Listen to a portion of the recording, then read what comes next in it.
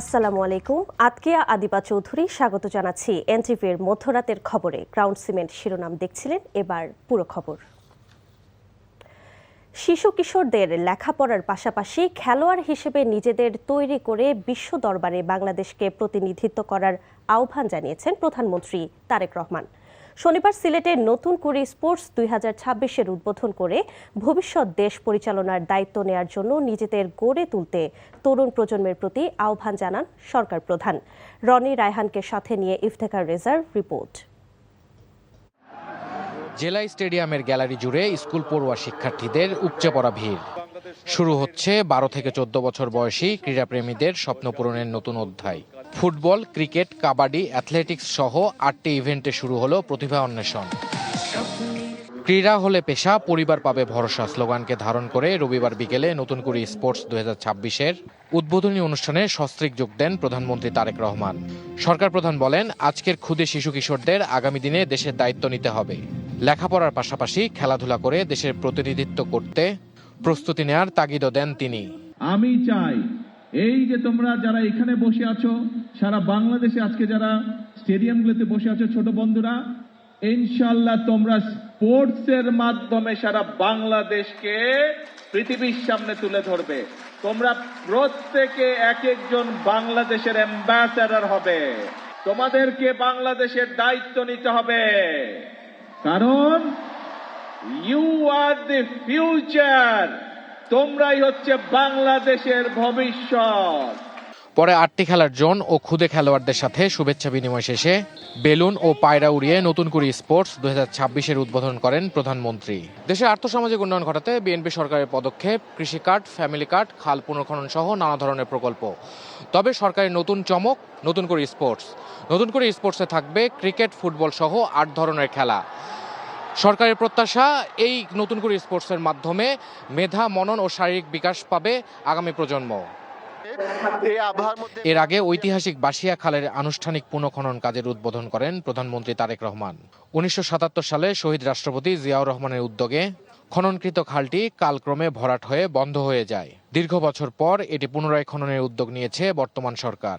এ সময় উপস্থিত এলাকাবাসীর উদ্দেশ্যে প্রধানমন্ত্রী তারেক রহমান বলেন, বাংলাদেশের সংখ্যাগরিষ্ঠ মানুষ গ্রামে বাস করে এবং গ্রামের মানুষকে স্বাবলম্বী করাই সরকারের মূল লক্ষ্য। এই সরকারের 1 নম্বর দায়িত্ব হচ্ছে এই দেশের মানুষের স্বার্থ দেখা। এই সরকারের 1 নম্বর দায়িত্ব হচ্ছে, 1 নম্বর কাজ হচ্ছে এই দেশের মানুষের সমস্যার সমাধান করা। ইনশাআল্লাহ আপনারা যদি আমাদের সাথে থাকেন, আপনারা যদি আমাদের পাশে থাকেন, ইনশাআল্লাহ বাংলাদেশকে আমরা ইনশাআল্লাহ সামনের দিকে এগিয়ে নিয়ে যাব। বাংলাদেশকে অন্য যেগুলা উন্নত দেশ আছে তাদের পাশাপাশি ইনশাআল্লাহ আমরা দাঁড় করাতে সক্ষম হব, আমরা সবাই মিলে যদি কাজ করি। জনগণের ভোটে নির্বাচিত এই সরকারের একমাত্র জবাবদিহিতা দেশের মানুষের কাছে, এবং সেই দায়বদ্ধতা থেকেই সরকার একের পর এক নির্বাচনী প্রতিশ্রুতি বাস্তবায়ন করে যাচ্ছে বলেও জানান সরকার প্রধান। Iftekhar Reza, NTV news, Sylhet. এছাড়াও সিলেটে বিভিন্ন কর্মসূচিতে অংশ নেন প্রধানমন্ত্রী তারেক রহমান। এসব কর্মসূচিতে রেল যোগাযোগ আধুনিকায়ন এবং MAJ ওসমানী মেডিকেল কলেজ হাসপাতালকে 1200 শয্যায় উন্নীত করার ঘোষণা দেন তিনি। রনি রায়হানের ক্যামেরায় ইফতেখার রেজার আরেকটি রিপোর্ট, সাথে ছিলেন সজল ছত্রী। পুণ্যভূমি, একই সঙ্গে চায়ের দেশ খ্যাত সিলেটে শনিবার সকালে পৌঁছান প্রধানমন্ত্রী তারেক রহমান।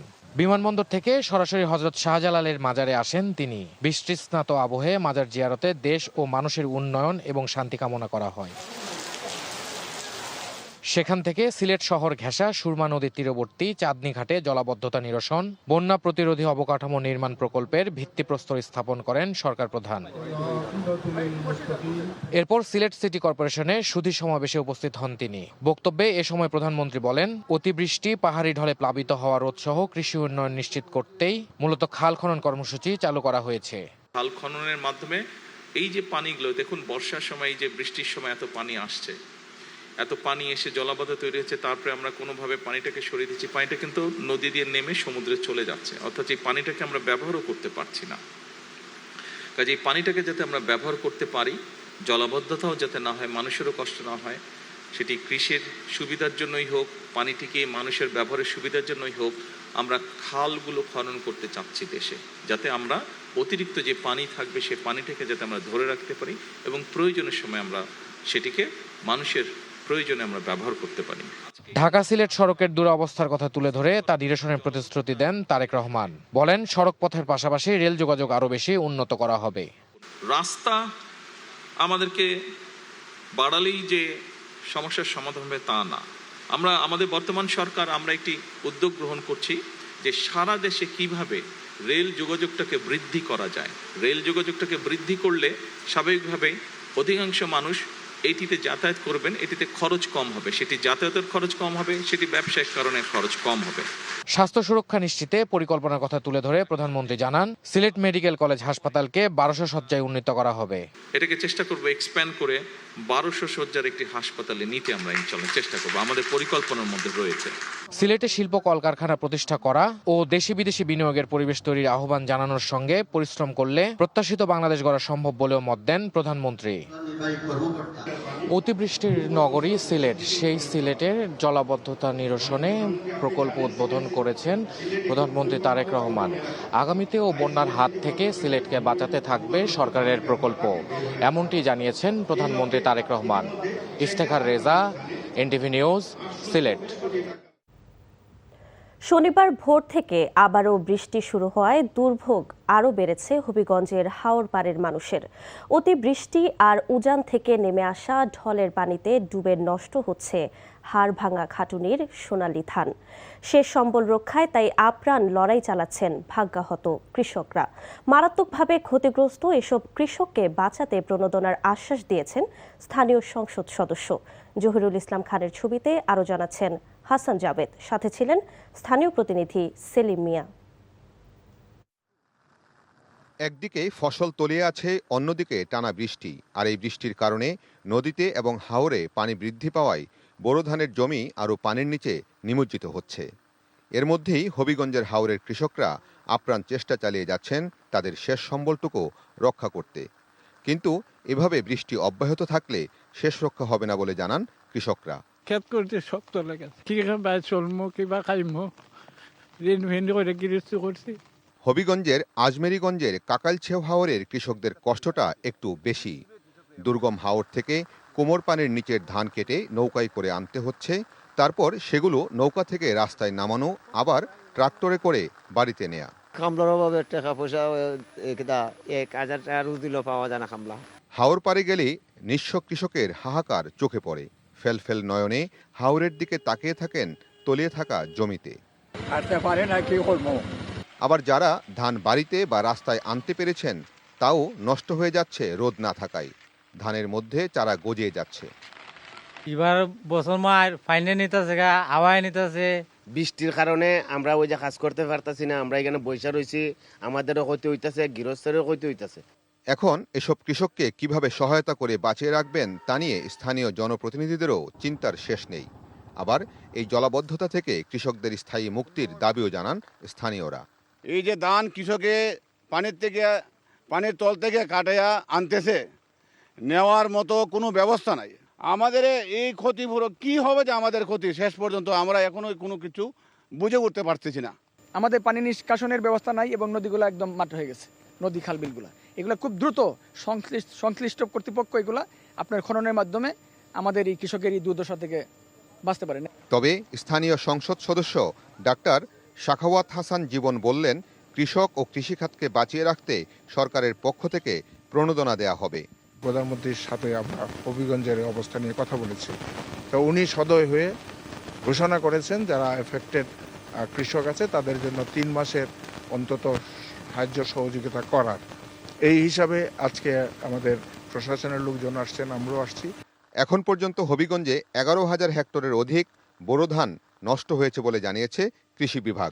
একে তো হাওর অঞ্চল এবং দুর্গম এরিয়া, তারপর প্রকৃতি বিরূপ আচরণ করছে। এরপরও কৃষকরা তাদের জমি থেকে কষ্ট করে ধান কেটে আনছেন, কিন্তু শেষ পর্যন্ত এই ধান তারা বাড়িতে তুলতে পারবেন কিনা তা নিয়ে শঙ্কা রয়ে গেছে। Hasan Jabed, NTV news, Kakailseo, Ajmiriganj, Habiganj. ঢাকায় আজ থেকে শুরু হচ্ছে 4 দিনব্যাপী জেলা প্রশাসক সম্মেলন। রাজধানীর ওসমানী স্মৃতি মিলনায়তনে এই সম্মেলনের উদ্বোধন করবেন প্রধানমন্ত্রী তারেক রহমান। 3 থেকে 6 মে অনুষ্ঠেয় এবারের সম্মেলনে 34টি কার্য অধিবেশন থাকবে বলে জানিয়েছেন মন্ত্রিপরিষদ সচিব নাসিমুল গনি। শনিবার বিকেলে সচিবালয়ে সংবাদ সম্মেলনে মন্ত্রিপরিষদ সচিব জানান, গণতান্ত্রিক সরকার দায়িত্ব নেয়ার পর প্রথম ডিসি সম্মেলন অনেক গুরুত্বপূর্ণ। গত ডিসি সম্মেলনে 1 কোটি টাকার বেশি ব্যয় হলেও এবার তা কমিয়ে 71 লাখ টাকা নির্ধারণ করা হয়েছে বলে জানান মন্ত্রিপরিষদ সচিব। এবারের সম্মেলনে 498টি প্রস্তাবনা কার্যতালিকায় স্থান পাচ্ছে। ইন্টারাকশন করা যে কি কি কাজ করতে চাচ্ছি আমরা, কেন করতে চাচ্ছি, এর অন্তর্নিহিত উদ্দেশ্যটা কি, কিভাবে আমরা এটা অ্যাচিভ করতে চাই এবং কি স্পিডে অ্যাচিভ করতে চাই, এই সমস্ত মেসেজগুলো দেওয়ার বিষয়ে এই সম্মেলনটা এবার কিছুটা বাড়ানো হয়েছে, নর্মাল যা হয় তার থেকে বাড়ানো হয়েছে। বিএনপি মহাসচিব ও স্থানীয় সরকার মন্ত্রী মির্জা ফখরুল ইসলাম আলমগীর অভিযোগ করেছেন, সংস্কার নিয়ে সামাজিক যোগাযোগ মাধ্যমে বিভ্রান্তি ছড়িয়ে রাজনৈতিক ফায়দা নেয়ার চেষ্টা করছে জামাত সহ 11 দল।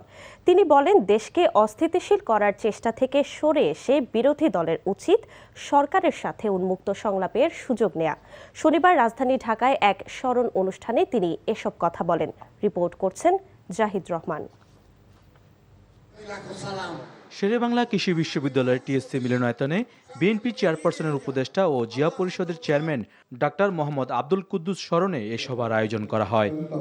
এতে অংশ নিয়ে বিএনপি মহাসচিব বলেন, মেধাবীদের মূল্যায়ন না করে বিগত ফ্যাসিস্ট সরকার 15 বছর সমাজ ব্যবস্থা ধ্বংস করেছে।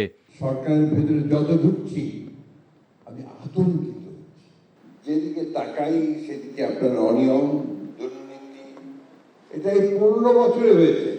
এই ধরনের একটা সমাজে আপনারা কি করে আশা করতে পারেন যে আপনারা অনেক উপরে উঠবেন, বাংলাদেশকে শিখরে নিয়ে যাবেন? পারবেন না। মেরিটোক্রেসি ছাড়া, মেধা ছাড়া, সততা ছাড়া, বুদ্ধিমত্তা ছাড়া, পরিশ্রম ছাড়া কখনো এগুলো যায় না। স্থানীয় সরকার মন্ত্রী বলেন, বিএনপি সংস্কারের জনক, তাই জুলাই সনদে একমত হওয়া প্রতিটি বিষয় বাস্তবায়ন করবে বিএনপি সরকার। আন্দোলন করছে এখন আপনার জামাতের নেতৃত্বে 11 দল, তারা এটার উপরে আন্দোলন করছে। উদ্দেশ্য হচ্ছে আবার বাংলাদেশকে ডিস্টেবিলাইজ করা, অস্থিতিশীলতার দিকে নিয়ে যাওয়া। আমি আশা করব যে তারা দ্রুত চিন্তা করে একটু নামগুলো দেবে এবং দ্রুতই এই সংবিধানের যে বিতর্ক শুরু হয়েছে সেই বিতর্ক শেষ হয়ে এটা নিয়ে আমরা সামনের দিকে এগিয়ে যেতে পারব। অপপ্রচার, মিথ্যা এবং রাজনৈতিক উদ্দেশ্যে এগুলোকে ব্যবহার করার চেষ্টা, এটা কখনোই ভালো হতে পারে না। এদিকে 47তম প্রতিষ্ঠা বার্ষিকী উপলক্ষে শ্রমিক দলের নেতাকর্মীদের নিয়ে শহীদ রাষ্ট্রপতি জিয়াউর রহমান ও সাবেক প্রধানমন্ত্রী বেগম খালেদা জিয়ার সমাধিতে শ্রদ্ধা নিবেদন শেষে প্রধানমন্ত্রীর উপদেষ্টা নজরুল ইসলাম খান জানান, বন্ধ কলকারখানা চালু করতে কাজ করছে সরকার।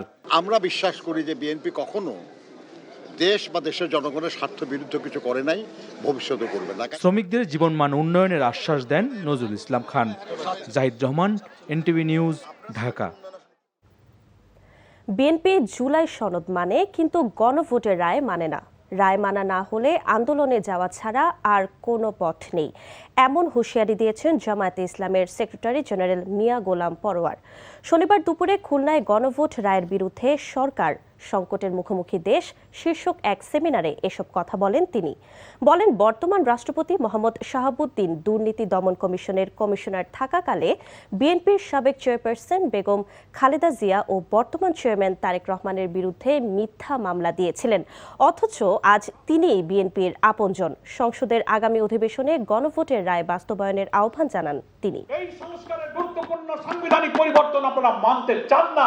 জনগণকে ভোট পেয়ে ক্ষমতায় যাবেন, ইলেকশন ইঞ্জিনিয়ারিং করে ক্ষমতায় গিয়ে জনগণের রায়কে বাতিল করে আবার ফ্যাসিবাদের দিকে ধাবিত হবেন, এটাই ছিল আপনাদের সরকার। আর এটা যদি মানা না হয়, আজকে প্রবন্ধকার সংকট বলেছেন, সাংবিধানিক সংকট তৈরি হবে, সংঘাত হবে, মারামারি হবে, আইনি সংবিধান হবে। 70% জনগণের ম্যান্ডেট যারা দিয়েছে, এটা যদি পার্লামেন্টের নিষ্পত্তি না হয়, তো আমরা সেই আলোচনা, সেই আন্দোলনকে আবার জনগণের কাছে নিয়ে যেতে হবে। গণভোটের রায় নিয়ে বিএনপি শুধু বিরোধী দলের সঙ্গে নয় বরং নিজ দলের নেতাকর্মীদের সাথেও প্রতারণা করেছে বলে মন্তব্য করেছেন এনসিপির সদস্য সচিব আখতার হোসেন। শনিবার দুপুরে রাজধানীর বাংলা মোটরে দলের কেন্দ্রীয় কার্যালয়ে এক সংবাদ সম্মেলনে তিনি একথা বলেন।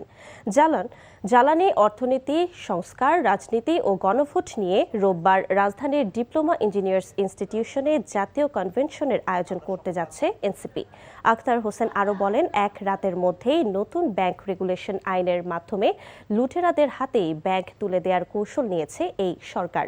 এতে সামনের দিনে ব্যাংক লুটেরা আবারও হাজার হাজার কোটি টাকা লুটপাট করার সুযোগ পাবে।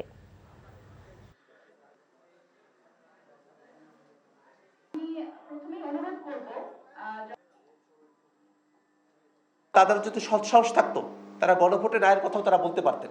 তাদের সেই সুযোগটা ছিল, তারা সেটা করেন নাই। এটা আসলে জনগণের সাথে একটা লুকোচুরি করা। যারা বিএনপিকে ভোট দেয় নাই তাদের সঙ্গে প্রতারণা করছে, বিষয়টা এমন নয়।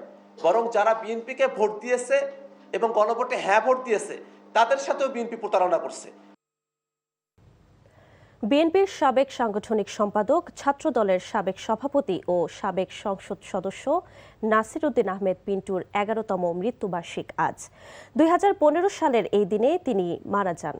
আওয়ামী লীগ সরকারের শাসনামলে বিডিআর হত্যাযজ্ঞ মামলায় কারাবন্দী অবস্থায় তার মৃত্যু হয়।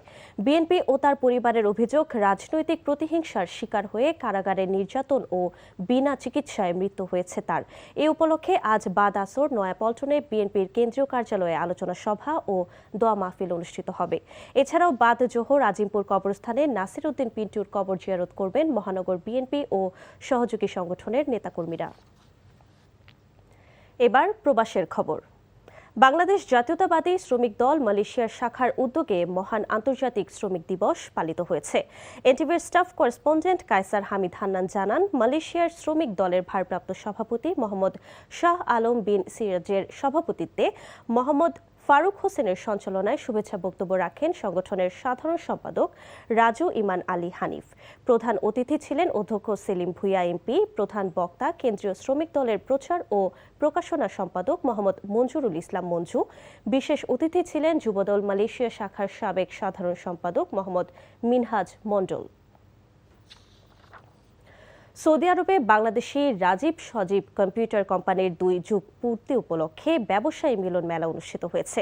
এনটিভি সৌদি আরব প্রতিনিধি ফারুক আহমেদ চান জানান, সৌদি আরবে কম্পিউটার পার্টসের ব্যাপক চাহিদা থাকায় রিয়াদ, জেদ্দা, দাম্মাম, আল গাসিম, বুরাইদা, নাজরান সহ প্রায় 34টি শাখার মাধ্যমে প্রবাসীদের সেবা দিচ্ছে এই প্রতিষ্ঠান।